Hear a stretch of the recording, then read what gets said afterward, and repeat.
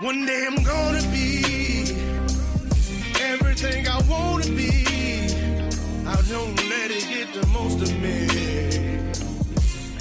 One day I'm gonna be free. I wanna be everything I'm gonna be.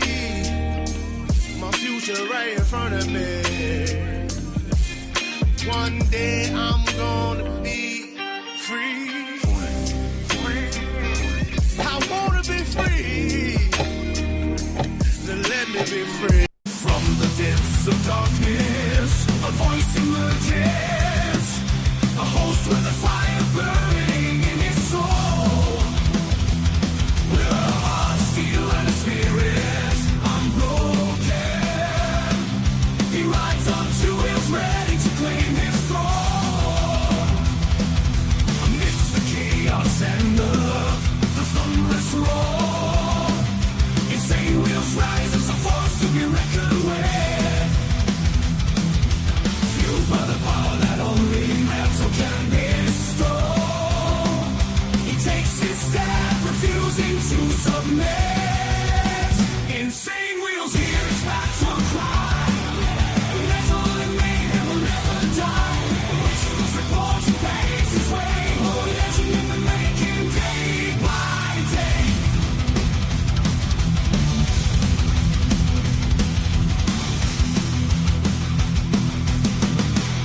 Good morning, ladies and gentlemen. What a beautiful morning it is over here in northern Alabama. Great to see everyone in the chat, by the way. Absolutely. We got a lot to discuss, as you guys already know. Epic Fury briefing, as well as Senate clash on Iran war and global headlines is the way that we have this titled today.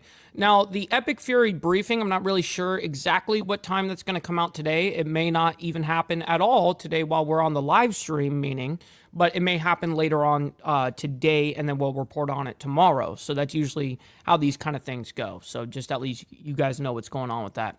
So let's go ahead and give you guys a chronological breakdown of what we're looking at this morning. We're looking at the White House briefing amid Iran ceasefire, as well as Senate vote to limit Trump's war powers fail.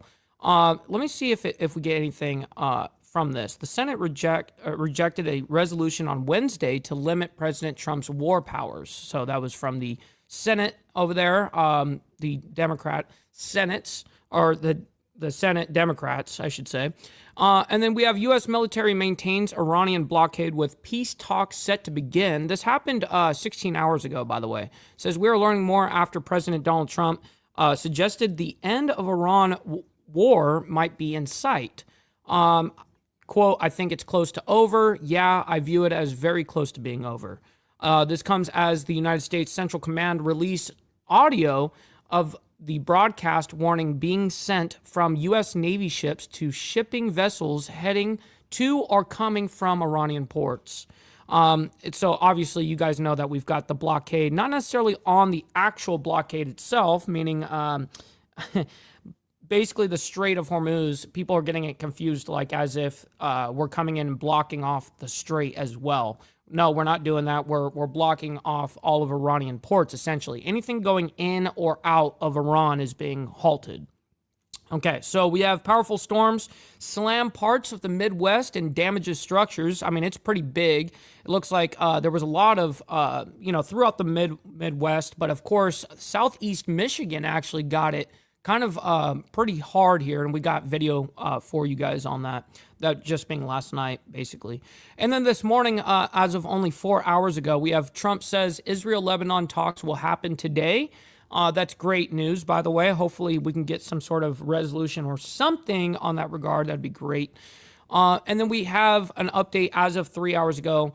It says at least 16 killed in Russian strikes against Ukraine. So this is to regards to Russia and Ukraine, obviously. There's not been much mainstream reporting of Russia, Ukraine. It's been primarily the focus on Iran. And truthfully, Russia loves that because they're like, hey, we don't have to. There's the global pressure and political pressure is now kind of off of me, thinking from Putin's standpoint. And oil prices are going up, which also is how he funds his war. So as least amount of coverage as possible is what basically what Putin wants. Anyways, this is an update over there, though. It says Russia on Wednesday night launched a wave of drone and missile attacks, killing at least 16 people and injured several others. Terrible. And then this morning, we also have, just an hour or two ago, we have Secretary Hegseth as well as General Kane provide update on Operation Epic Fury. So at least we have that press briefing. I forgot that I actually had it pulled up. So that's great. I'm glad that is going to be actually covered on this today's show. And then we have Justin Fairfax kills himself, and then wife in Virginia as well. So that's just coming out an hour ago. It says Annandale, I think that's how you say it, Virginia. Police say former Virginia lieutenant governor shot and killed his wife inside their home. Police chief Kevin Davis provided an update on the latest. Authorities say former Virginia Lieutenant Governor Justin Fairfax shot and killed his wife. And then it says Fairfax County Police Chief Kevin Davis said officers were called after midnight, where responders found both adults dead. The couple's children called 911 after gunfire erupted. Wow, man, that's fucking terrible. Absolutely terrible. I hate hearing those stories right there. It's just incredible. All right, real quick, let's go ahead and do our call to actions, and then we'll get right into the craziness. Make sure you guys hit that like button and double tap the screen if you guys are on the vertical side. I very much appreciate your guys' laborious work on hitting that like button, as well as hitting that subscribe button. That's what we do Monday through Friday, as well as Saturday morning for members only, man. Now, speaking of members, please consider becoming a member starting only at $3.99 a month. Making sure we're not breaking the bank out there with anybody, but check it out. This is what allows us to be on these airwaves as well as have these lights on. So thank you guys for becoming members and staying members. Little side note here, follow my Instagram at BallValveTV, where I post everything behind the scenes of not only my life, but as well as the show, Millennial Food Time, breaking news, as well as the campaign trail, man. It's a great way to get a hold of me one-on-one, and we also have a Discord server for all you legends, because we consolidate all the world's headlines and all that into a single hour, basically, and then after the show, we like to continue the conversation, okay? So make sure you guys go into the video description down below of any live video that we're on, and it'll have that invite link for you guys. And last but not least, all super chats, super stickers, gifted memberships, and membership signups are, of course, all going to be presented live and shouted out onto the show. But if you guys would like to skip that YouTube 30% brutal cut that they take from your hard-earned cash, by the way, we have these platforms that are scrolling around the screen, and anytime you guys can donate to that, and I get 100% of the proceeds, and I will read it out loud just like a super chat. So I very much appreciate your guys' engagement with that. All right, good morning to all you legends, man. I'm going to try my damnness to say hi to the majority at bare minimum with all you guys. We got Easy Frank as well as Gary in the building. Shout out to you guys. We got Jimmy Mack as well as Perez. Shout out to you guys, man. Good morning, good morning. We got Lick It Up with Poncho as well as Naomi. Shout out to you, by the way. We got Motobomb Virginia and also the coffee crew that rated us this morning. So thank you guys for rating us this morning. I very much appreciate that. The amount of love and support that I get from you guys is just absolutely amazing, man. We got Naomi, like I said, good morning to you. We got Rabbit of Chaos as well. We got Charles Darwin from Down Under. We always appreciate my man right there. We got Steve Easy as well. Shout out to you. Good morning. We got Mr. Wildcard. Shout out. Good morning. We got Biker Babe as well. And Steve Easy is kindly reminding you guys to double tap that screen and give a like for Mike, man. I very much appreciate that. We got No Grow in the building as well. Shout out to you. We got Brother Dean Savage saying evening all over there from Israel. Shout out to you and good evening. It is a nice morning for us here. We got Lappy as well. Good morning to you, kind sir, as well as Cameron. Shout out to you both over there. All right, we're scrolling our way down. We got Carrie from Rob's Neighbor. Always appreciate you. Good morning. The Straight Where Whores Move. Yeah, no kidding. No. I like that. I like that for sure. We got Carney Vanguard as well rating us. Appreciate you this morning from the coffee crew. We got Pablo as well. Good morning. And we're almost there. We got Virginia Chaos. Good morning to you as well. Sick Bastard, part of the coffee crew as well. We got Mr. Dylan Patterson, yes sir, and Mr. Al Patterson. Always appreciate you guys hanging out with us this morning. All right, so we're pretty much going to get right into it. We got as well as Tiffany. Good morning. All right, we're going to go ahead and get into the very first thing here. White House press briefing amid Iran ceasefire. In all transparency, as you guys know, I let you guys know the timeline of these kind of things. This happened yesterday. It happened yesterday after we got off the live stream. Otherwise, we would have covered it yesterday. But nonetheless, the things that happened in this press conference, I watched live yesterday, and it's very important. So I'm going to go ahead and allow the monologue to basically happen on both Caroline Leavitt. And we don't really need to hear from this lady over here. She speaks briefly. She's, in my opinion, worthless. I didn't need to hear anything she had to say. But what we do care about is this man over here on the right. That's what we care about. Stage left. So anyways, let's go ahead and get on to it. I will start with some scheduling announcements. Tomorrow afternoon, President Trump will travel to Las Vegas, Nevada to hold a roundtable and deliver remarks on the working families tax cuts. On Friday, President Trump will travel to Phoenix, Arizona to deliver remarks at a Turning Point USA event at Dream City Church. And I'm really honored to be standing here today on Tax Day with two esteemed members of the President's cabinet and his excellent economic team, Treasury Secretary Scott Bessent and Small Business What's up, Brother Straight? Good morning to you. Great to see you in the chat, by the way. Good morning. Administrator Kelly Loeffler. As we have seen this tax season, President Trump's working families tax cuts have put a historic amount of money back into the pockets of the American people this year. On the campaign trail in 2024, President Trump looked voters in the eye and promised them he would sign the largest tax cuts in the history of our country. And on Independence Day last year, President Trump and congressional Republicans delivered, passing the largest tax cut in history for working and middle-class Americans, including no... But also the biggest funding package as well. The big beautiful bill wasn't just some benefits for American citizens. It was also a funding bill. It was basically a pork-filled bill. Tax on tips, overtime, and so... But these things that she's in particularly pointing out, being no tax on tips, no tax on overtime, all those things, Social Security, all that stuff, those are great things, and they are a huge deal, but it's really sad that it had to get so dampered down with basically what Congress and what the Senate basically wanted to throw into this to be able to quote unquote pass it. So Social Security. Yeah. They also passed unprecedented tax relief for small businesses, farmers, workers, and families. And we got Mr. Jack Talcott in the building as well. Shout out to you. Good morning and blessings. With tax day officially here, the numbers prove these tax cuts have been nothing short of extraordinary. More than 53 million filers claimed at least one. Damn, Virginia chaos. Damn, that sucks. Bruh. Of President Trump's signature new tax cuts. The average refund this filing season is more than $3,400. The Trump administration has issued more refunds and larger refunds than in any year of the history of our country. And I will allow Secretary Bessent to break down the numbers in greater detail. President Trump and Republicans in Congress have always believed that the American people know how to spend their money better than the government does. But what the American people must not forget is that every single Democrat in Congress voted against these tax refunds. The media has largely omitted this fact and other critical details in their stories covering the benefits of the Trump tax cuts. If the Democrats in Congress had gotten their way and blocked President Trump's historic legislation, Americans would have faced the largest tax hike in history, nearly $4 trillion.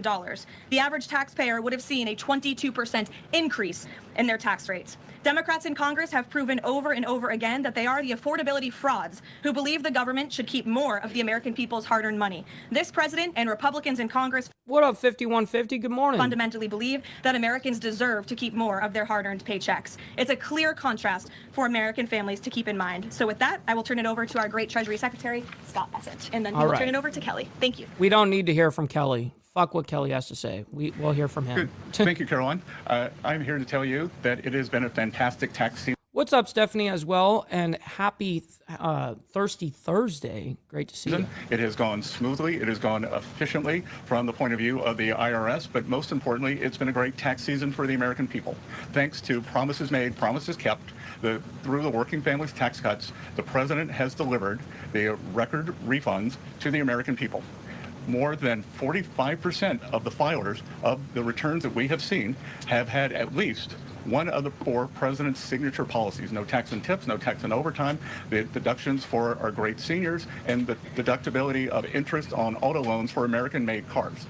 And I will tell you that one of those that Americans have taken is no tax on overtime. And it's the American way. If you want to work longer hours, you get to keep more of your money. Now, mind you, the reason why these guys were talking so much about tax yesterday is obviously it was tax day, okay? So it was very convenient for them to go ahead and have this, briefing on this particular thing. So they're trying to basically show the American people, listen, I know that you guys are thinking about Trump and Iran and basically the mess of that, but don't forget that he did this, kind of thing. And, and try to help themselves on the midterms. But unfortunately, I think we all know what's going to end up happening on the midterms.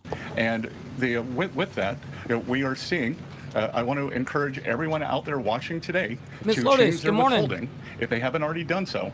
Because if you change your withholding, then you will get an automatic real wage increase, be it on a weekly or a monthly basis, and you will be able to keep more of your money this calendar year. So, what's up, your boy? Good morning to you, by the way. With that, we have also seen with the Trump accounts, we have had 5 million families file for Trump accounts for their children. 1.2 million of those are eligible for the $1,000 seed bonus. So we look forward to that picking up more and more. It's basically a savings plan for your child, essentially. They throw in, I forget how much it is, like $1,000 or something like that. And then over the course, when they're born, that's when they're given the $1,000 if you do a Trump account with your kid or whatever. But yeah, so it's just, it could go up to something like 16,000 or something like that if you leave it until you're 25 years old or 30 years old. The child has the ability to collect that money at the age of 18, but if you leave it sitting longer, then compounding interest does its work, you know what I mean? So anyways, that's just kind of like a savings account. For those of you who haven't done it, it's easy to remember, Form 4547. You can do it while you're filing your taxes. You can do it at any point during the year. We think this is going to be transformational in terms of financial literacy. This is Financial Literacy Month, and at Treasury and all over the administration, we are working with the American people, with American families, not only to give them more of their money, but to show them how to invest it in a safe, smart, and sound way. So with that, I will turn it over to Kelly. I really don't need anybody from the government telling me how I need to invest or how I should invest. I'm just going to be honest. Now, of course, if you're going to offer programs such as like the Trump account for your kid or something like that, then sure, I can understand that kind of thing. But like actual investing, yeah, I don't need to hear that from you guys. Great. Okay, we don't need to hear this chick. She's basically worthless on this conversation. I watched it, so I'm telling you, you're just going to have to take my word. The new tax cuts is over $800. Over 6 million filers have claimed no tax on tips with an average deduction of $7,100. Over 25 million filers have claimed no tax on overtime with an average deduction of $3,100. Over 30 million seniors have claimed the enhanced deduction for seniors with an average deduction of $7,500. And over 1 million honestly, I'm not sure where the $1,000 per child that's, if you sign up, I'm not really sure where that money actually is pulled from, Chef Couch. It's a good question, though. Have claimed. I think originally when he said that they were going to do this, it happened to be from like the surplus of tariffs or something like that. But I really don't know who is investing in that, whether that be the government or some private sector where you've got somebody, because truth be told, a lot of people, a lot of companies, a lot of businesses, a lot of people overseas like to give Trump money. So a lot of things have actually been invested from the private sector. Tax on car loan interest on American cars for an average deduction of over $1,800. The average refund this filing season is over $3,400. That's over right, Steve. 34 million families have claimed Republicans' enhanced child tax credit, which is permanently... Yeah, exactly, Bishop. Great to see you. By the way, we got the diamond effect in here. We got Mr. Archbishop in the building with us this morning. Doubled and expanded by the working families tax cuts. Over 105 million filers have claimed the permanently doubled standard deduction, simplifying tax filing for millions across America. So as much as people do not... Terrence, don't be counting on that stimulus, that stimmy, right? Don't be counting on that stimmy. I remember when it was originally, I think the original number that was being thrown out when we were doing good on tariffs and all that stuff, that there was going to be like something of the effect of like, I think it was something of the effect of like $5,000. And then once that kind of was announced, kind of thrown out there, then it got dropped down to 2,000. And now that we're in this war with Iran, you can basically kiss that shit goodbye. like to pay their taxes, and we saw a survey today that 70% of Americans still believe that they are overtaxed. This is a great day for the American people. Thank you, Scott and Kelly. We'll now open it up to questions. You're welcome to ask me questions. Truth be told, we don't need to go through the questions. If we had the time, I would love to go ahead and sit here and just listen to 40 minutes of them asking questions and shit. And I watched it yesterday. There was some great questions in there, but it takes 40 minutes to get through it. So we don't have the time for that. We have to get through these 1, 2, 3, 4, 5, 6, 7 other stories, man. So we got their monologue off. That's what we needed. Now we're going to go into Senate vote to limit Trump's war powers fail. So the Senate Democrats try to put a hold basically on what Trump can do in quote-unquote war or whatever.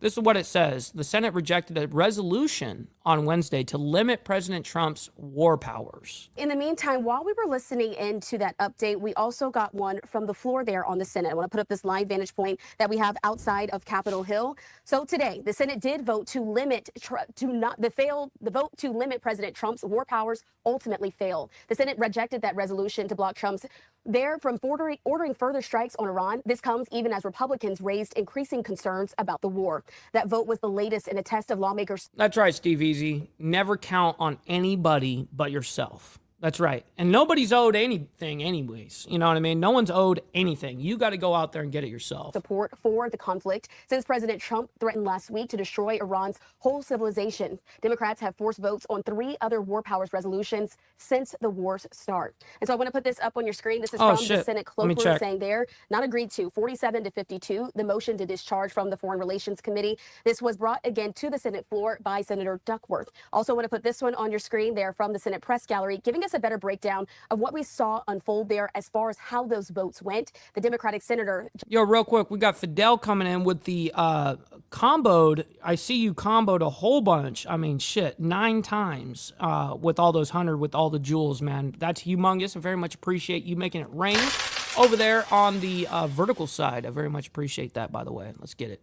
John Fetterman did vote no. This is the vote. GOP Senator Rand Paul voted yes. Senator Justice What's up, Papa did not Penguin? Be vote careful. in this war powers resolution. And today we heard from Tammy Duckworth, once again, the senator who was responsible for forcing this vote, saying today, I am forcing a vote on my war powers resolution to end Trump's needless and expensive war of choice against Iran. The American people do not want higher cost, rampant lies, and chaos. The Senate must act.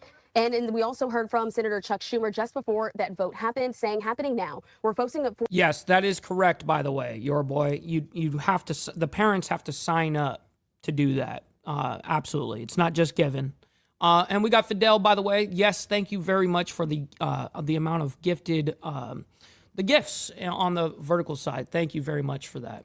Forcing a vote on another war powers resolution, our 4th since this war began. If Republicans vote no again, we will continue to force votes on these resolutions every week until this war ends or Republicans finally find the courage to stand up to President Trump. That's one thing you're very right about, Deb. If there's one thing you can say about the Democrats, they know how to vote together. Also do have this as well. More reactions still going to be coming into our newsroom from Republican side of things. But we want to make sure we were able to get that to you. Again, that vote to limit President Trump's war power has ultimately failed. All right, so we're going to go ahead and move on here. We got the U.S. military maintains Iranian blockade with peace talks set to begin. As you guys know, the blockade is not necessarily the strait, as you guys I've clarified on this show a few times already. But basically the United States is blocking off any Iranian ports. Anything going in or out of the country is basically subject to getting bombed. You know what I mean? They're going to strike the shit out of them. Anyways, real quick, what we got to do is we got to do the money part. All right, just get the money part done. Give me money. Money me. Money now. Me a money needing a lot now. And this goes for all the haters, by the way. Man, motherfuckers talk all the shit they want. But you see me, I'm sitting up here snacking on this big ass sandwich, not getting a fuck. Kiss my dick, motherfucker. That's actual factuals. And welcome back, everyone, here to Live Now from Fox. Next up, we want to get the latest updates on the war in Iran and where the negotiations are right now between the U.S. and Iran. For more on this, we go to Fox News' Rebecca Castor with a breakdown. With less than a week until the ceasefire expires, U.S. and Iranian officials say there's no formal agreement to extend it yet. Terrible. But the two sides are still talking, and President Trump is optimistic. I think it's close to over, yeah. I mean, I view it as very close to over. And we reported that report of Trump. I believe we did that on Tuesday, and then we showed a little bit on Wednesday, and now it's Now it's Thursday, The president believes the U.S. blockade of Iranian ports will push the regime to agree to his terms, with about 90% of their economy on the line. But now the Iranians say they'll go further, blocking all ship traffic in the Gulf of Oman and Red Sea if the U.S. blockade continues. We've played one card. We've got a lot more cards in the deck. One of those cards could be pressuring China. President Trump says... Shit, by the way, it's already halfway through the show and I haven't even gotten to my counterclockwise tobacco. What am I doing, bro? What am I doing? We gotta set ourselves up right. You know what I mean? We gotta set ourselves up right. Let's go ahead and grab one of these bad boys.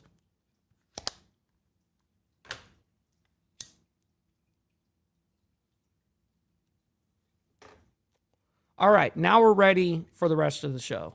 He reached out to Xi Jinping about China reportedly sending weapons to Iran. I wrote him a letter asking him not to do that, and he wrote me a letter saying that essentially he's not doing that. Tuesday, China's foreign minister called the U.S. blockade a dangerous and irresponsible move. But President Trump says China is very happy that I am permanently opening the Strait of Hormuz. President Xi will give me a big fat hug when I get there. Which we reported on this very post yesterday, and I even showed it on the Diamond Effect as well. In a few weeks. This war is all about not only defanging Iran, but repelling some Chinese influence from the Middle East. And China is getting the message. Additional warships and thousands of sailors and Marines are still en route to the region, giving the president options if peace talks fall apart.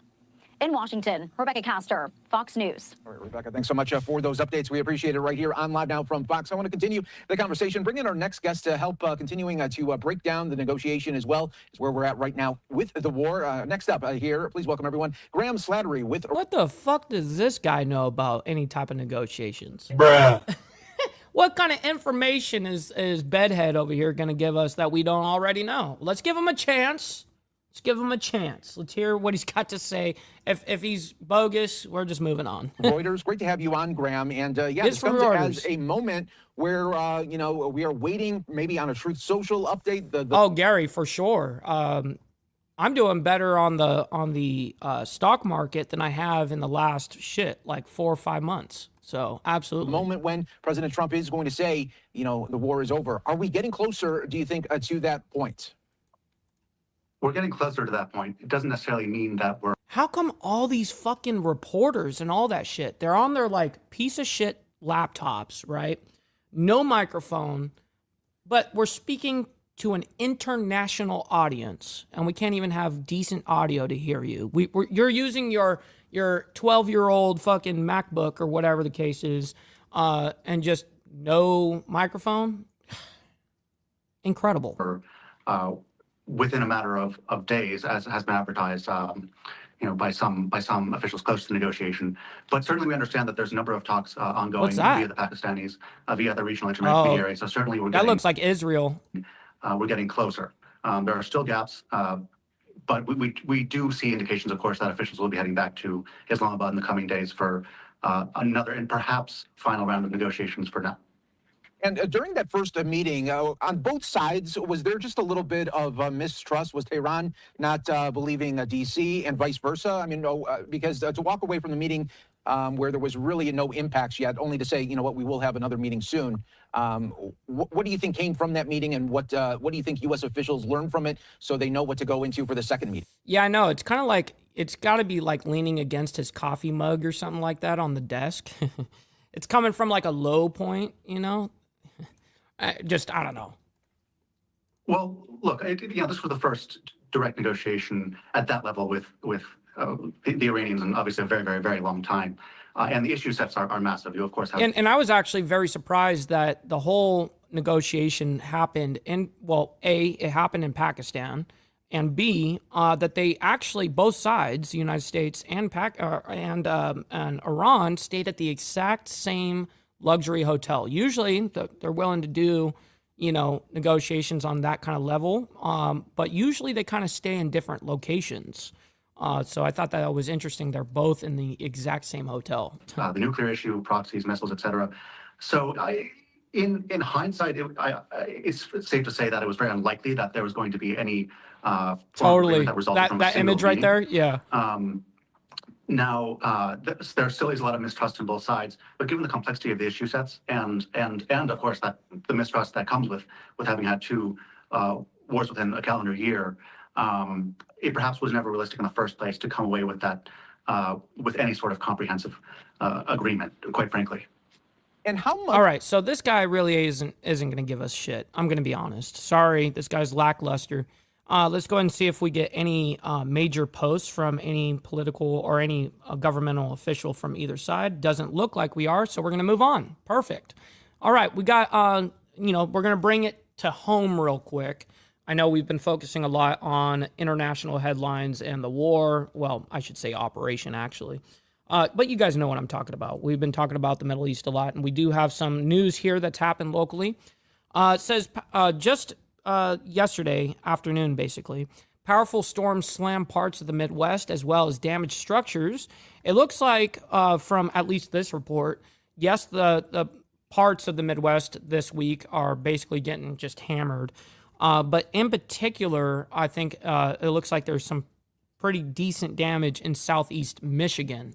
So let's go ahead and bring that up, and we'll quickly discuss it. Before we do, I think that everybody in regards to Israel, Hezbollah, meaning Lebanon, obviously, United States, Iran, everybody, embrace your fuck-ups. Don't beat yourself up over past mistakes. You are going to fuck up again in the future, quite possibly in a most spectacular fashion. Why worry about yesterday's fuck-ups when you have tomorrow's fuck-ups to look forward to? You are a fuck-up, and fucking up is part of your growth process. Embrace the process. Embrace thy process. All right, ladies and gentlemen, let's go ahead and get into this. As we are following the latest in terms of severe weather, and yesterday we were diving into what was going on in southeastern Wisconsin. A live picture right now at our computer XRAD monitor. Another round of storms, flood watches on the horizon for all of these is another system moving through the area. They are not the only community, though, dealing with this major weather system. Chris Foster has more from Fox on what we saw yesterday. A series of severe storms threatens parts of the Midwest this week. Tornadoes, intense thunderstorms, high winds, and flooding stretching from Kansas to Michigan. Right now, we're cleaning up our yard. We're kind of slowly cleaning up the property. A lot of fence was down. Wow, very, very interesting. Dean Savage over there in Israel is giving us a little update here. Says news of ceasefire with Lebanon from this evening. Wow. It sounds like that we actually might see some sort of at least brief ceasefire during this whole thing. So for that side. A lot of debris throughout the property. Authorities in Kansas reported dozens of homes and businesses destroyed after an EF1 tornado. Winds over 100 miles per hour scattered debris, down power lines, and toppled trees. No severe injuries are reported. Yeah, so we heard the sirens go off on our phones, and at first we thought nothing of it because we heard the sirens go off, and that's happened before. But then we heard this giant crash, and a tree had fallen on our neighbor's house, so close to our house. Damn, that sucks. Could you imagine having a full-blown tree just crush your fucking entire middle of your house or some shit? Oh, that would just be miserable. You wake up this morning, you see the damage. What do you think? I mean, it's horrifying. I did not expect to see that when I walked out of my house this morning. But in Michigan, intense rain and wind gusts also caused property damage. Damn. One resident describing the lightning flashes she experienced. The lightning was crazy. It was almost constantly illuminating the little window in our basement. Like rapid fire lightning? Yeah, it was light in there. The Weather Service issued flash flood advisories. Here you can see just how bad it got for these residents, with some waking up to their cars immersed in water. Severe storms are expected to... Dude, Cameron, that would have been sick, though, to have somebody an actual real-time storm chaser that can join the live in the middle of them fucking going through a storm and shit. Yeah, that would be great. That would be great. Head to Northeast later this week. Chris Foster, Fox News. All right, thank you so much for that. And there was a confirmed tornado. Yeah, that totally makes sense. I'm sure that Trump definitely did push Netanyahu to figure that out. Get this under control so that we can get our shit under control, and then we can move forward.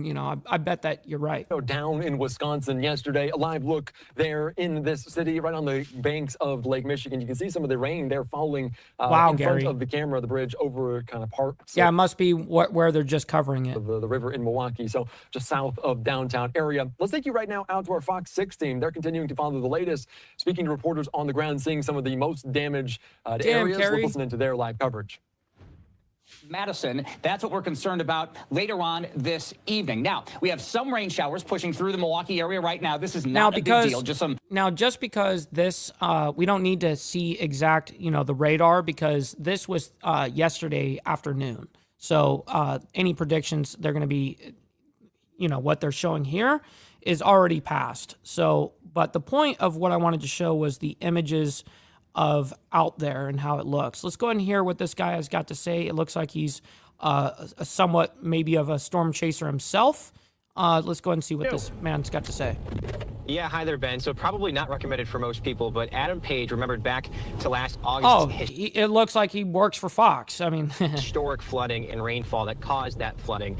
Seeing that one man decided to make it his own mission to go out and check on sewer drains in his neighborhood. As we drive around now, this is Teutonia. This is one of the roads where Adam Page said he spent a lot of time last night because water was pooling kind of up and down Teutonia Avenue. And what he did is he took a broomstick and just went around, poked holes in some of these drains. He had some gloves on, pulled some debris out. And no, you're doing a great job. I know exactly what you're getting at when you say shit like that, by the way. So no, I'm with you. I'm with you. I appreciate it. Within minutes, the heavy rain that had caused that kind of flash flooding went down. It was able to go into the sewer and flow properly. We talked to him about hour. Well, because a lot of, shit. The truth be told, though, the North is kind of prepared for, water, but believe it or not, there's a lot of cities in America that are not prepared for water. When heavy rainfall comes or whatever the case is, it's flash flooding in a lot of cities. So I'm glad to hear that. Sounds like that they're, at least in this particular area, the sewer and all that shit was running perfectly fine. The water was draining perfectly good. That's good. That's great news. All right, so let's go ahead and see if we get any other report and see if there's any other damages here. It looks like they're showing some flooding that is happening, or it looks like a very now rapid river. It's just it probably isn't normally this high and running this fast, of course. Yeah, 24 hours ago, the U.S. Geological Survey water gauge here at 70th Street showed that the water level was at just under 4 feet. And in just what's up, brother? So loud. Good morning. 12 hours time this morning at around 7 o'clock this morning, the water had risen by 5 feet. This is what it is right now. So definitely the water is making its way to the watershed. Sam talked with that gentleman who is clearing storm sewers to help get that water into the storm sewers and get it into the watersheds and waterways. But one of the things that is an issue when we see these heavy rainfalls is the inundation of the sanitary sewer system. Right now, the deep tunnel for the Milwaukee Metropolitan Sewerage District is more than 3/4 full, and the sewerage district is asking people to limit their water use until these rains move out of our area. What's up, Ghost? Good morning, by the way. And by the way, 5150, I remember when the whole, actually, you guys had it back to back 2 years in a row or some shit over there in Texas. Yeah, you guys are definitely not built for the amount of rain or water that you guys do get sometimes. We keep out of the sewer system. And the storms come through. Water that can't become an overflow or a basement backup or a problem for somebody else. MMST said they received a number of phone calls from people saying that they had sewer backups in their homes because of the heavy rain. I'm sure not only just sewer backups. I'm sure that that's probably true because of the amount of pressure that, for instance, that river that's running right there. I'm sure the amount of pressure from the amount of water that they ended up getting, and they probably did have problems actually flushing their toilets or whatever. And also during times like this, it's always amazing to me that our old technology on the power grid actually somewhat survives. Yes, there are outages and stuff, of course, but overall, it still kind of survives. It's kind of mind blowing. That shit is infrastructure bare bones. It was built in the 60s and 70s, and that hardware. But now, of course, that's what the bones, the skeleton of the grid is. We have added on to it since then and upgraded as we have gone. But yeah, it's kind of insane actually.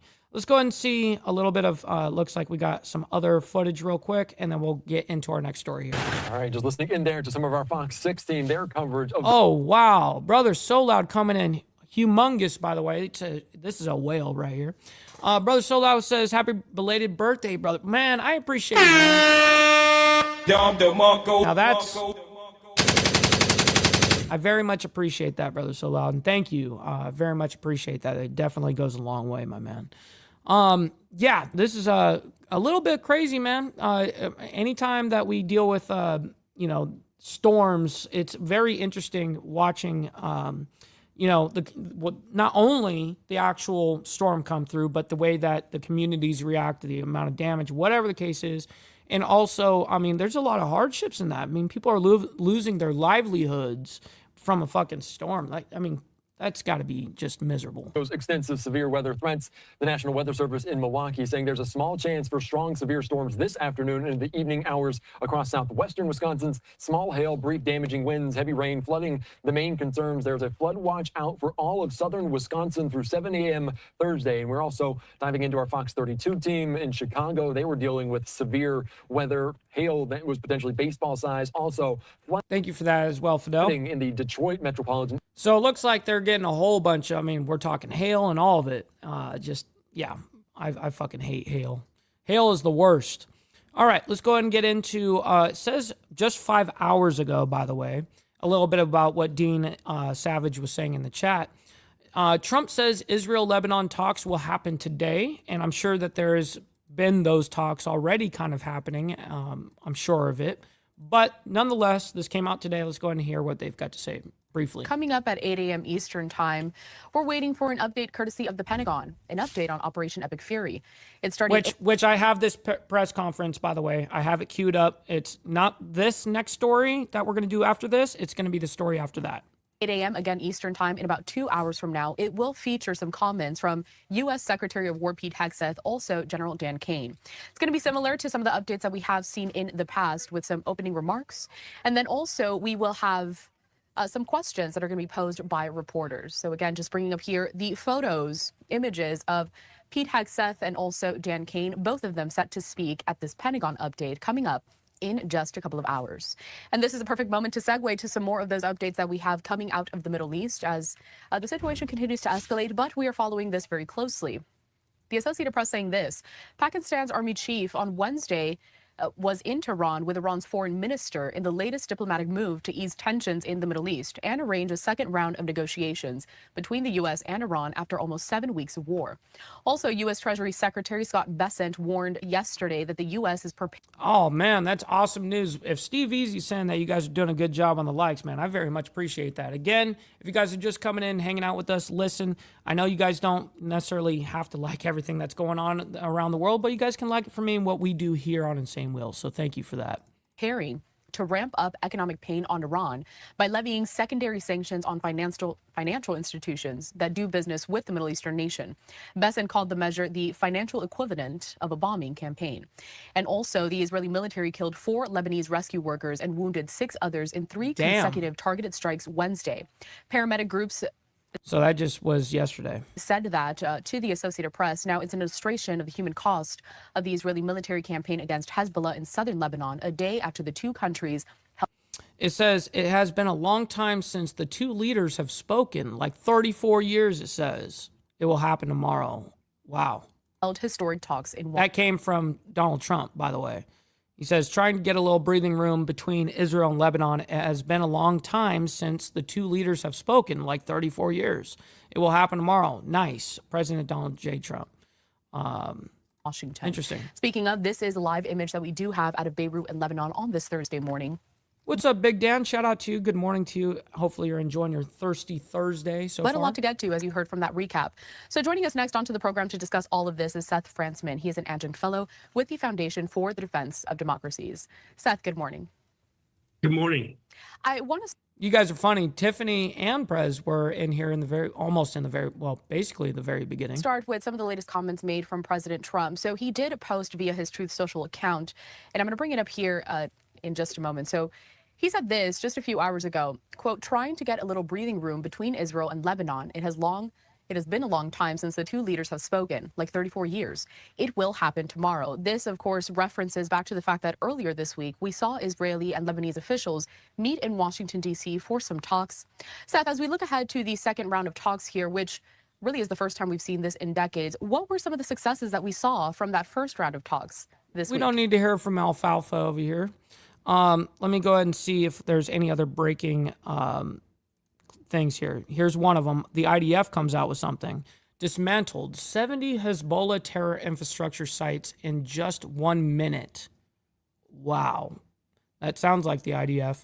IDF soldiers located dozens of weapons among the weapons located were RPGs, Karkanov or whatever, however you say the Kalashnikov, whatever, rifles, ammunition, grenades, and anti-aircraft missiles, surveillance equipment, and combat equipment.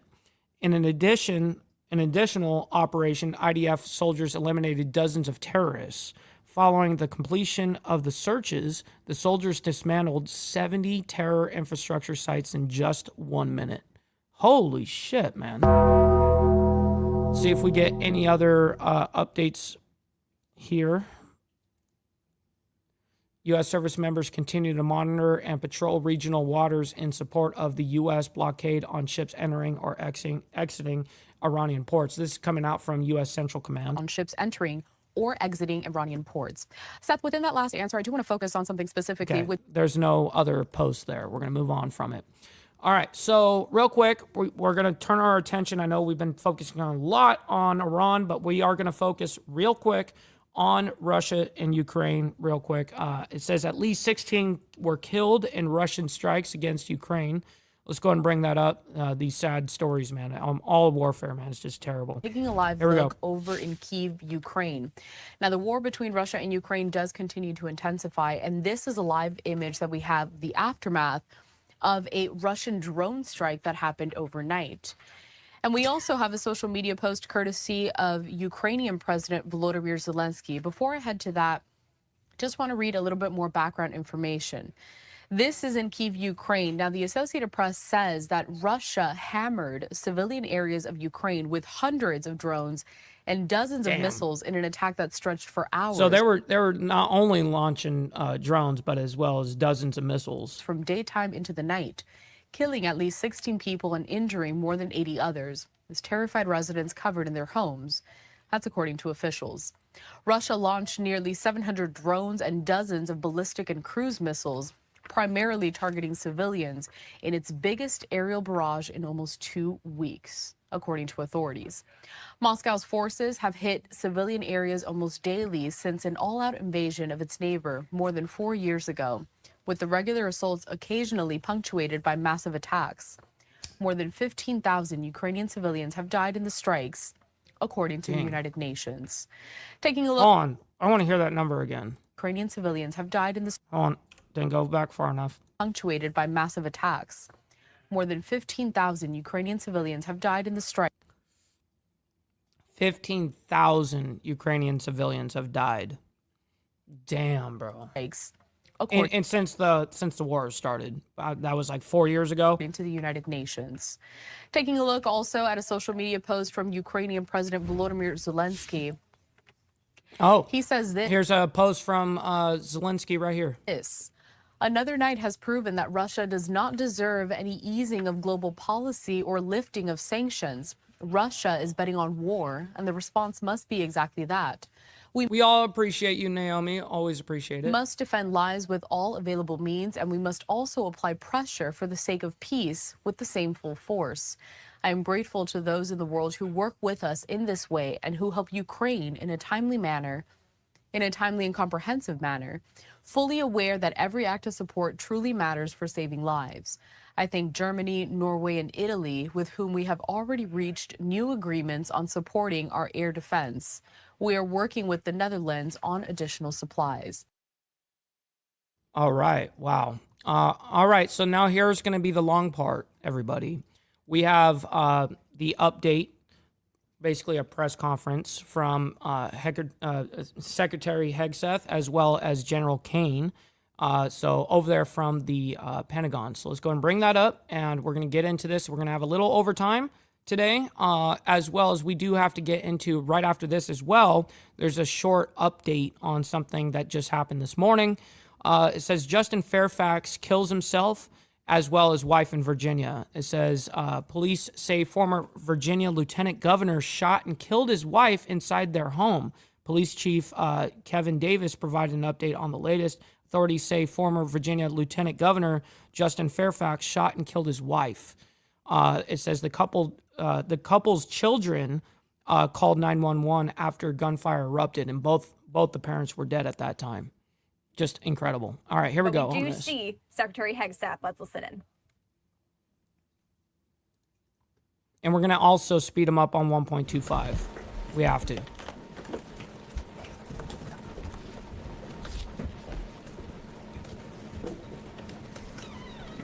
Good morning. And as you may have noticed, the chairman and I are joined today by the CENTCOM commander, Admiral Bradley Cooper. Fix the audio. He just returned from the front lines to see the troops and meet with allies, and this morning briefed us, just before this briefing, on the latest on all aspects of Operation Epic Fury. So after the chairman concludes, we'll ask Admiral Cooper to share a quick update on the ground truth. Where's the audio engineer to fix and hone in on that microphone? I mean, they've got people hired specifically to do that. Why aren't they doing the job? From his trip to the region, as he continues to implement an ironclad blockade and ensures that our forces are maximally postured to restart combat operations should this new Iranian regime choose poorly and not agree to a deal. And that is what we urge this morning, that this new Iranian regime choose wisely. Which is where we'll start with a message to Iran's military leadership. To the KH leadership and IRGC leadership, we're watching you. Our capabilities are not the same, our military and yours. Remember, this is not a fair fight. And we know what military assets you are moving and where you are moving them to. While you are digging out, which is exactly what you're doing, digging out of bombed out and devastated facilities, we are only getting stronger. You are digging out your remaining launchers and missiles with no ability to replace them. You have no defense industry, no ability to replenish your offensive or defensive capabilities. You only have what you have. You know that, and we know that. You can move things around, but you can't actually rebuild. You can dig out for now, but you can't reconstitute. But we can. We are reloading with more power than ever before, and better intelligence, even more importantly, better intelligence than ever before, as you expose yourself with your movement to our watchful eye. Wow, we got Mr. Al Patterson coming in hot with the 5 gifted memberships. Let's go, man. Thank you very much for that. Not only helping me, but helping 5 others in the IWF, man. I really appreciate that. It goes a long way. We are locked and loaded on your critical dual-use infrastructure, on your remaining power generation, and on your energy industry. We'd rather not have to do it, but we're ready to go at the command of our president and at the push of a button. This blockade, which the chairman will detail this morning, is the polite way that this can go. Your energy is not moving and will not move, and we can do this all day. But it's not destroyed yet. Your energy industry is not destroyed yet. You'd like to say publicly, Iran, that you control the Strait of Hormuz, but you don't have a navy or real domain awareness. You can't control anything. To be clear, threatening to shoot missiles and drones at ships, commercial ships that are lawfully transiting international waters, that is not control. That's piracy. That's terrorism. The United States Navy controls the traffic going in and out of the strait because we have real assets and real capabilities. And we're doing this blockade, performing it with less than 10%. Yeah, but I thought you're only doing that to the ports, not the actual strait itself. But he just said that he's doing it on the strait as well. Of America's naval power. The math is clear. We're using 10% of the world's most powerful navy, and you have 0% of your navy. That's real control, and we have a long... What's up, Suzette? Hopefully you're enjoying your thirsty Thursday morning so far. Great to see you in the chat. ...track record of dealing with pirates and terrorists. But there is an alternative. As our negotiators have said, you, Iran, could choose a prosperous future, a golden bridge, and we hope that you do for the people of Iran. In the meantime, and for as long as it takes, we will maintain this blockade, successful blockade. But if Iran chooses poorly, then they will have a blockade and bombs dropping on infrastructure, power, and energy. And at the same time, Treasury Secretary Scott Bessent and our friends over at Treasury are launching Operation Economic Fury as well, maximizing economic pressure across the entirety of the government. To Iran, choose wisely. The world watched, and so did you, as the U.S. military moved seamlessly from major combat operations to a world-class blockade. We can make that transition again, very quickly, and even more powerfully than ever. At the direction of President Trump, the War Department will ensure that Iran never has a nuclear weapon. Never. We'd prefer to do it the nice way, through a deal led by our great vice president and negotiating team, or we can do it the hard way. We urge this new regime to choose wisely. Speaking of choosing wisely, a note to the press corps, to the American media, as I just can't help But notice the endless stream of garbage, the relentlessly negative coverage. You cannot resist peddling, despite the historic and important success of this effort and the success of our troops. Sometimes it's hard to figure out what side some of you are actually on. It's incredibly. Damn. Calling some motherfuckers out. Listen, you know, when it comes to like coverage and stuff like that, just because I don't agree necessarily with this war effort doesn't mean I don't want us to win. And of course I want our troops to be safe and wish them well and for the best. I mean, of course, right? Unpatriotic. I mean, I'm America only ideology, America first, you know?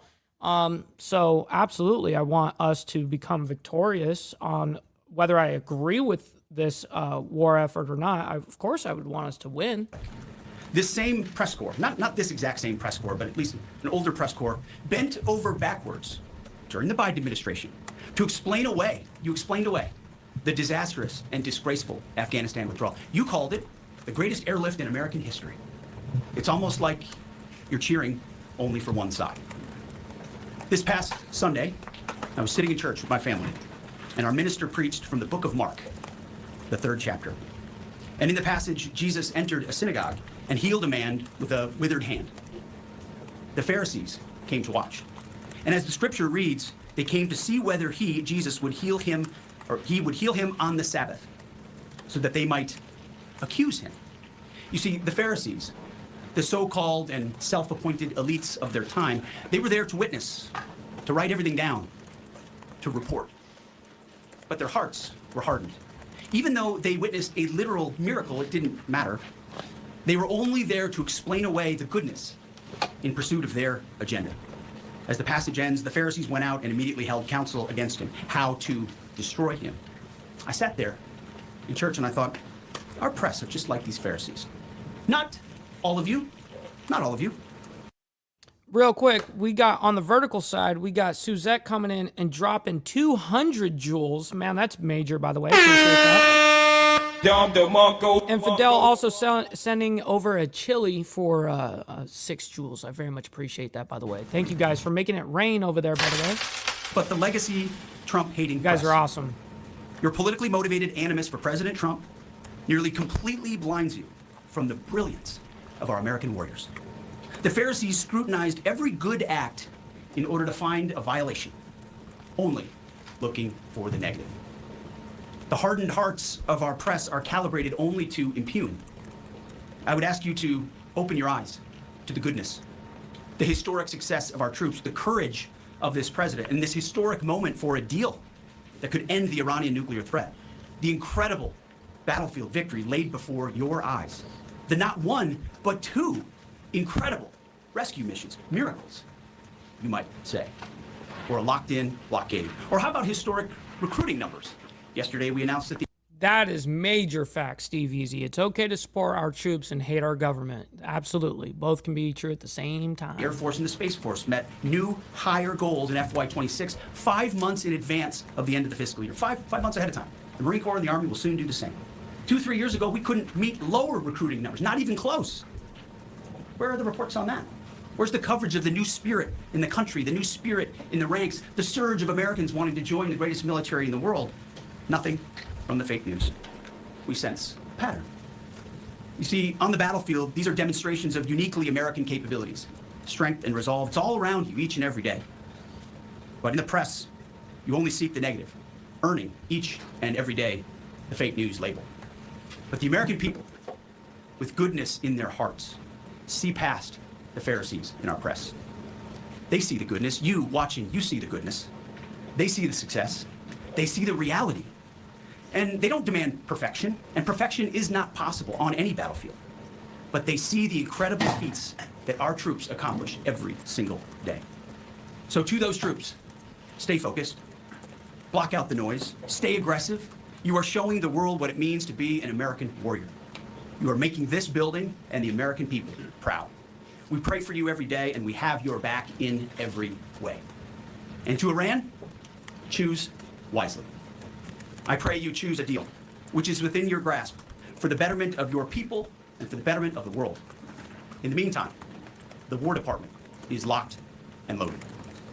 Mr. Chairman, over to you. Thank you, Mr. Secretary, and good morning, ladies and gentlemen. Thank you for being here today. Last week. So it sounds like the entire time they had General Kane's mic hot and Hegseth's fucking completely off, I guess. The President of the United States directed a ceasefire. Yeah, that's, I mean, totally. That temporarily paused major combat operations in Iran. Now we've actually got decent audio. The unprecedented effort by America's joint force during Operation Epic Fury set the conditions for this ceasefire. And as the Secretary said, I'd like to emphasize during this pause that the United States joint force remains postured and ready to resume major combat operations at literally a moment's notice. This morning, I'd like to give you an update on the ongoing blockade in the CENTCOM AOR area of responsibility. On Monday, 13 April at 10 a.m. Eastern Standard Time, at the direction of the President, America's joint force began implementing a blockade against Iran under the leadership of Admiral Cooper and the team at CENTCOM. Let me be clear, this blockade applies to all ships, regardless of nationality, heading into or from Iranian ports. The U.S. action is a blockade of Iran's ports and coastline, not a blockade of the Strait of Hormuz. Okay, well, thank you for the clarification there, General Kane, because the way that Hegseth just said it about, I don't know, 10 minutes ago, the way that he said it sounded like that yes, we're doing the Iranian ports, but also the Strait. So I think he was just referring to that we do have the power there. But the way he said it made it sound like he's doing the Strait like that. So no, General Kane just gave us a fact check on that. This blockade applies to all ships, regardless of nationality, heading into or from Iranian ports. The U.S. action is a blockade of Iran's ports and coastline, not a blockade of the Strait of Hormuz. There it is. Enforcement will occur inside Iran's territorial seas and in international waters. In addition to this blockade, the joint force, through operations and activities in other areas of responsibility, like the Pacific area of responsibility under the command of Admiral Paparo, will actively pursue any Iranian-flagged vessel or any... Hey, we got Cameron. Always appreciate you. Hopefully you enjoy the rest of your day. We always appreciate it. ...vessel attempting to provide material support to Iran. This includes dark fleet vessels carrying Iranian oil. As most of you know, dark fleet vessels are those illicit or illegal ships evading international regulations, sanctions, or insurance requirements. More than 10,000 sailors, Marines, and airmen, over a dozen ships and dozens of aircraft are executing this mission. And let me walk you through this operation. What's up, Chatting with Stacks? Good morning to you. Great to see you in the chat as well. Please go to the first slide. First to the graphic. This is taken before the blockade began. North is up. You can see the blockade line here in the center of the graphic, denoted by the red dashed line. This map is a pull from our common operating picture that we use to allow commanders and key leaders to see what is happening in near real time. We just grabbed screen grabs to highlight the actions and activities. What is not shown is how incredibly congested this area is and the incredible work that our... Oh, yeah. You want to talk about how congested it is? Let me show you guys the live map right now. A lot of you guys that already follow this show, you guys already know. But this is the live map right now of the ships. So that's just total chaos. It's totally packed. It's just unreal over there right now. So that's what it looks like. And there's, I mean, as much as there is there, it's all sitting. It's not moving. So anyways, let's go ahead and bring back the press conference here. Give me a sec. Here we go. Sailors are doing to ensure that they can work in and around an incredibly busy water space. What is also not depicted here is the massive force of fighters, intelligence aircraft, helicopters, and other embarked forces, to include aerial refueling tankers that are up overhead this blockade area. You'll note that the U.S. forces are in blue, Iranian ships are in red, and as we started this blockade, there were 7 ships of interest that were of concern for U.S. Central Command. Through a variety of intelligence tools and with the assistance of the Office of Naval Intelligence and other intelligence agencies, the force began to hunt for potential interdictors at 10 a.m. Eastern Standard Time. Next slide, please. It's now 12:40 Eastern Daylight Time, 2 hours and 40 minutes into the blockade, as attempted blockade runners attempt to hop the line. U.S. forces. Wow. So there was actual movement where they were trying to jump the line. Now they're actually showing their real-time positions at this exact moment. Began to commit. Out in front of them was a range of intelligence, surveillance, reconnaissance, and tactical assets. And immediately these runners began to see, sense, and feel America's combat power compressing upon them. Yeah, I appreciate you, Fidel, always sending those hundreds. I always very much appreciate it, making it rain over there on the vertical side. And make sure you guys are hitting the like button and double tapping that screen if you guys are on the vertical side. You guys don't have to agree with anything that's happening here, or you can. What doesn't matter. You guys can like it for me and what we're doing here. So thank you for that. The lead ship, normally a destroyer, as depicted here, along with air power off of the USS Abraham Lincoln Strike Group, began to move towards those ships. At each point, the United States Navy will transmit a warning. A young sailor, normally on the bridge of one of those destroyers, a junior officer, picks up that mic and transmits, and I quote, "Do not attempt to breach the blockade. Vessels will be boarded for interdiction and seizure transiting to or from Iranian ports." Damn. Turn around or prepare to be boarded.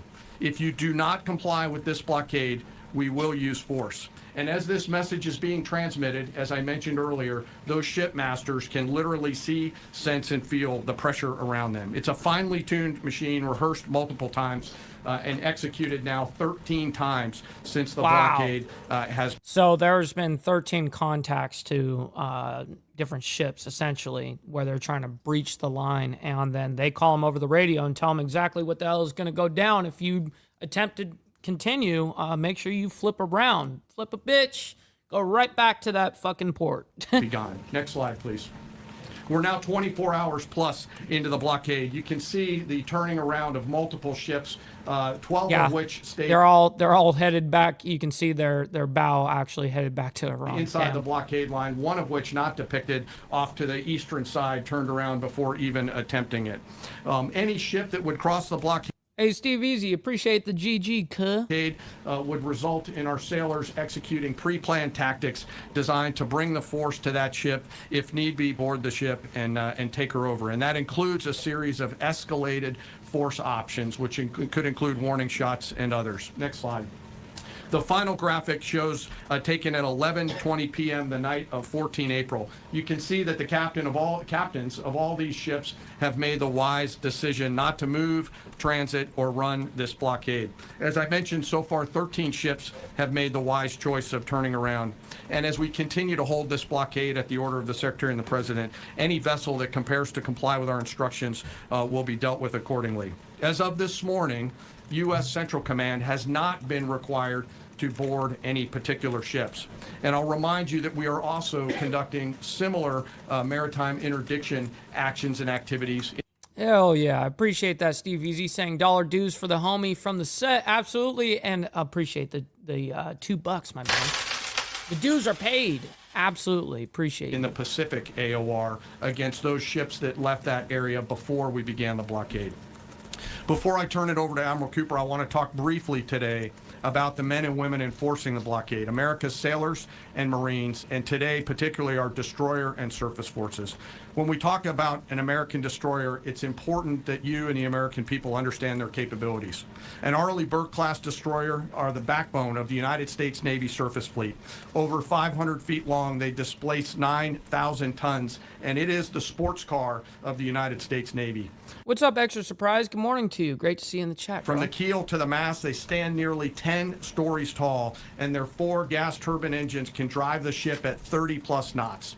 These ships are armed to the teeth with surface-to-air missiles, land attack cruise missiles, anti-ship missiles, anti-submarine rockets, torpedoes, 5-inch naval guns, multiple electronic warfare systems, embarked helicopters, extending the reach and capability of each and every one of these destroyers. But far and away, the most important weapon on board these ships is the American sailor. Over 300 warfighters. W. That was a dub. That was absolutely a W. What he just said right there. Are the heart and soul of these warships. At sea, sometimes for months, and these ships out in the CENTCOM AOR have been out there for months. They operate around the clock in a constant state of readiness, always delivering for our joint force. It's hot in the engine room. The engineering team keeps the lights on and the ship powered and able to respond to the orders from the bridge.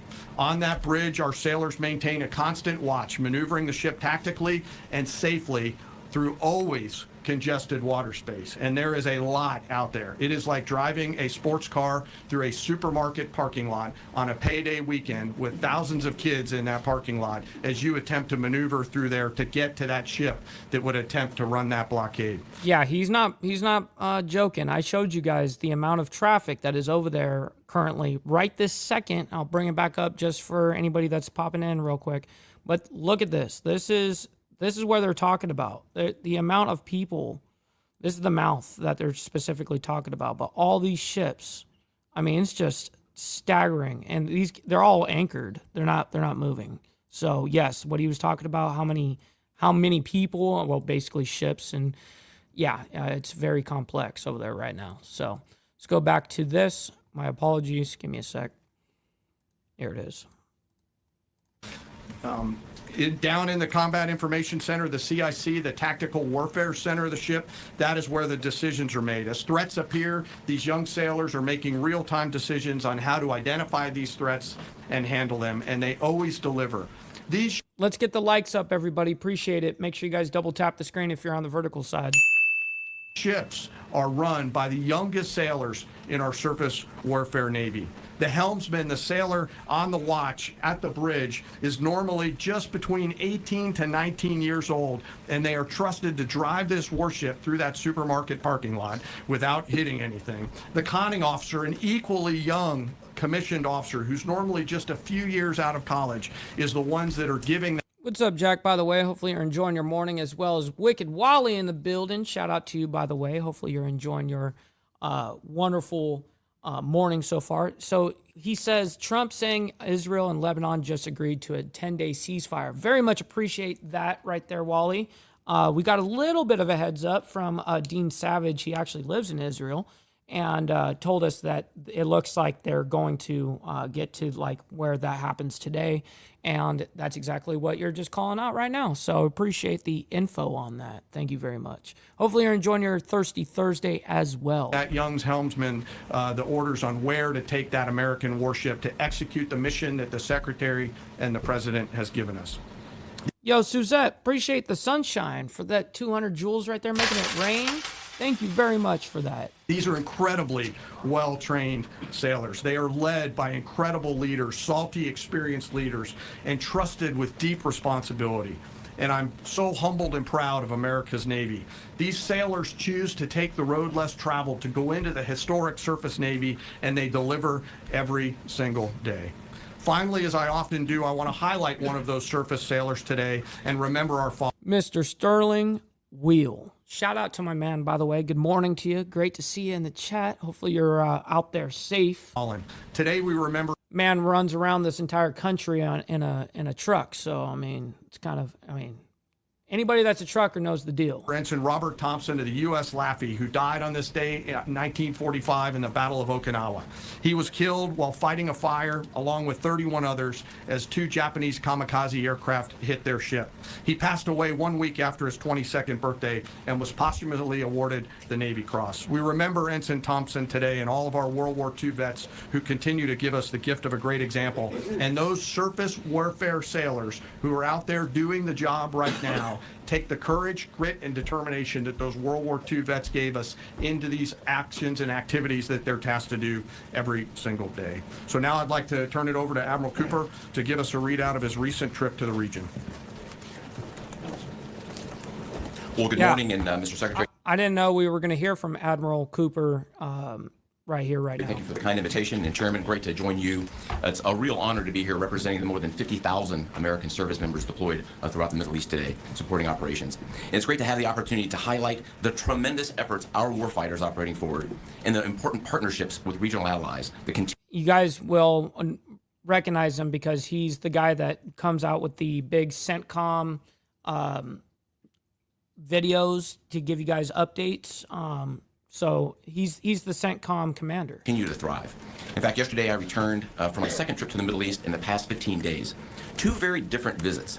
One during our offensive operations against Iran, and the second, in this most recent trip, during the ongoing ceasefire. Very different. During both of my recent trips, I visited with our troops who were deployed across the region in more than 70 different locations, in a distance that largely spans between Florida and Arizona. I've long believed that every success that we have starts and ends with our people, and boy, does this shine through brightly. During these visits, I had the privilege of personally recognizing more than 100 servicemen and women for their extraordinary valor, their courage, and their initiative under fire and delivering fire. And every time I interact with these young men and women downrange, I am deeply inspired by their courage, their resilience, and their unwavering commitment. The stories are remarkable. In many cases, you've seen this play out over TV. Fighter pilots who took out Iranian missile launchers in the moments prior to their launch against Americans and our partners, and who hit key military targets in and around Tehran on the attack more than 13,000 times. I met with some of the teams that helped to bring our F-15 airmen home safely from Iran and heard first-person accounts of the stories. Absolute heroes. I spent time with our troops who are employing cutting-edge tactics and technology for the first time in warfare. I won't be able to talk about what those are, but these young men and women are breaking new ground. It's incredibly inspiring. I met with teams who launched our own one-way attack drones into Iran. These were originally Iranian-designed drones. We brought them back to America, took the guts out, put a made American stamp on them, and fired them right back to Iran. Very effective. I met with teams who are employing AI every single day to help us sift through vast amounts of information to help us make decisions faster. And importantly, humans are always in the loop in this process. I met with our Space Force teams and our cyber specialists, whose work cannot be discussed, but who serve with indispensable impact. I met with our logisticians and sustainers all over the region. There is just no military that executes logistics like the U.S. military. This group is doing exceptional work, moving thousands of tons every single day. I met with our air defenders who shot down Iranian ballistic missiles. My message for this group in particular is that their actions most certainly saved thousands of lives across the Middle East during Epic Fury. And all told, my personal assessment is, after these couple of trips, is our troops are highly motivated, they're focused, they're vigilant, and they're ready. And they're using this time to do a couple of things. We're rearming. We're retooling and we're adjusting our tactics, techniques, and procedures. There's no military in the world that adjusts like we do, and that's exactly what we're doing right now during the ceasefire. A little note about partners. My discussion with regional allies and partners, both at the senior civilian level and the senior military level, reinforced our shared commitment to regional security. But beyond that, having now fought together, side by side, I assess that our military partnerships are stronger than ever as we continue to maintain a very active defense posture across the region during this ceasefire. And that posture stretches across the entire Arabian Peninsula, and it runs from northern Iraq all the way down into the northern Arabian Gulf. In creating the largest air defense umbrella in the world across the Middle East, we embedded specially trained U.S. military air defenders alongside our partner nation soldiers, side by side. I appreciate that, Fidel, by the way. I hope that you guys enjoy what we do here, as well as Sterling Will coming in and gifting out 5 gifted memberships. Let's go, man. That's a big deal, man. Not only is it helping me, but it's helping 5 others in the community, man. So I very much appreciate that, Sterling. Definitely goes a long way. Sending it out this morning. Yes, sir. Appreciate that. Literally, side by side. And to give you a sense of their contribution and impact, the King and Crown Prince of Bahrain both personally knew our soldiers by name. These leaders expressed appreciation for our service member who continue to stand shoulder to shoulder with our partners in support of regional defense. And this is a sentiment that is widely shared across every Gulf ally. I heard this message over and over again, which is, we stand with you.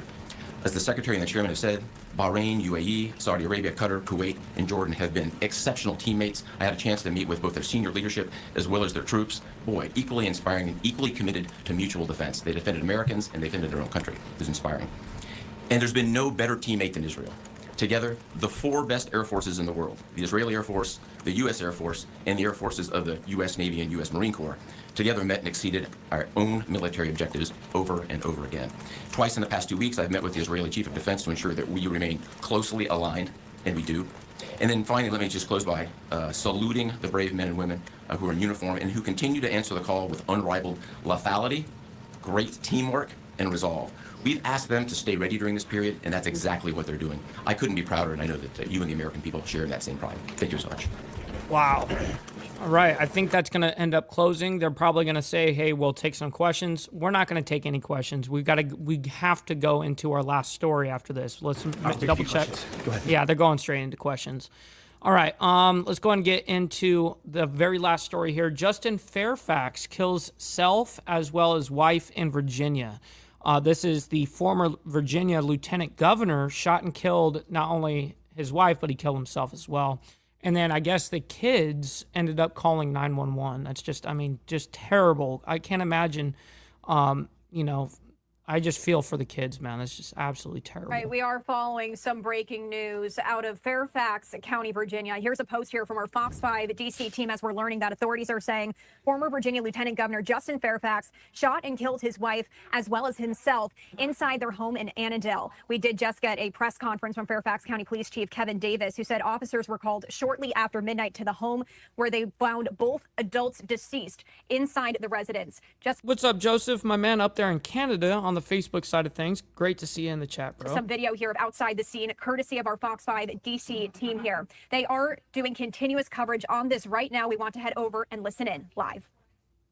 To statewide office in the Commonwealth of Virginia. That was a big feat. Before him, it was Doug Wilder, and after him, it was Winsome Earl Sears. But certainly that was big news, and big news that as the lieutenant governor, he was next in line to possibly become governor if indeed Governor Northam had chosen to resign after that blackface photo controversy. Ultimately, Governor Northam decided not to resign, and he was able to weather that storm. But during all of that was when the news came out of two different women who had accused Justin Fairfax of sexual assault, one while he was at Duke University and the other while he was at a Democratic National Convention conference.